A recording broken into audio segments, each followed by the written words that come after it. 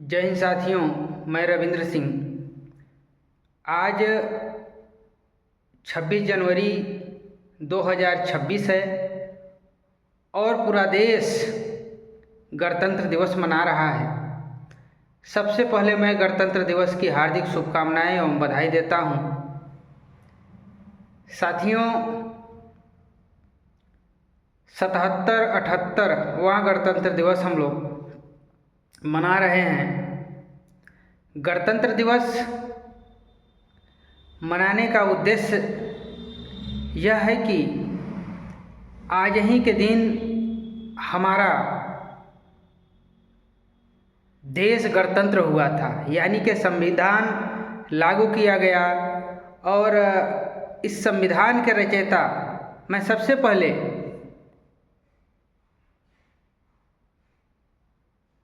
बाबा साहब को नमन करता हूँ, प्रणाम करता हूँ और उनको याद करता हूँ, जिन्होंने लगातार संघर्ष करके, रात दिन मेहनत करके पूरा जीवन समर्पित कर दिया अपने देश की पीढ़ियों के लिए। मैं उनको नमन करता हूँ, प्रणाम करता हूँ।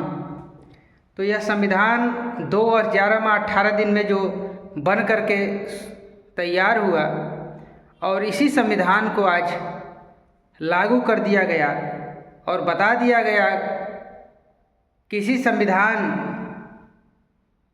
के दम पे, इसी संविधान के इशारे पे, इसी संविधान के माध्यम से हमारा देश चलेगा। साथियों,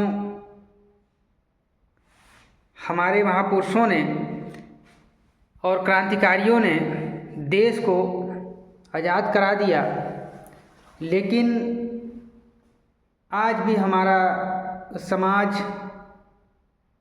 पिछड़ा है, ठगा महसूस करता है, क्योंकि जिस आज़ादी के लिए इतना बड़ा संघर्ष हुआ, वह आज़ादी आज भी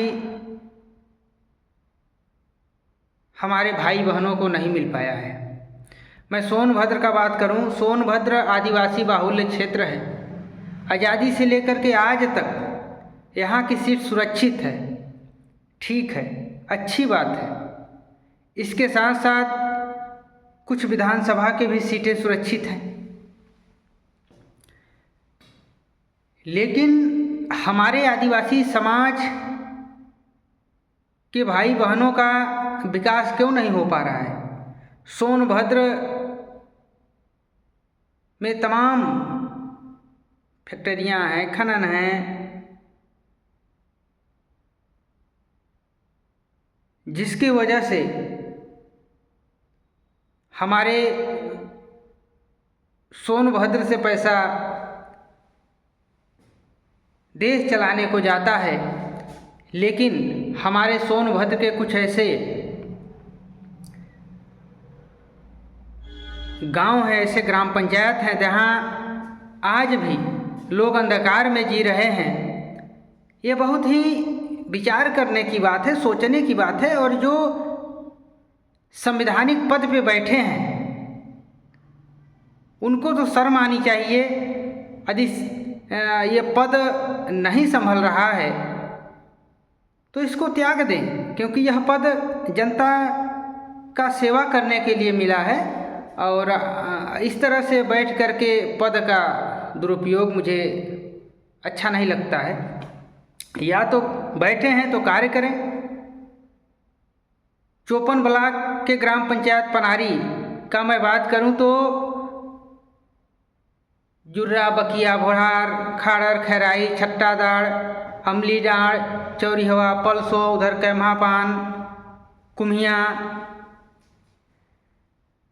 जैसे तमाम ग्राम पंचायतें हैं, गांव हैं, जहां आज भी लाइट सरकार नहीं पहुंचा पाई है।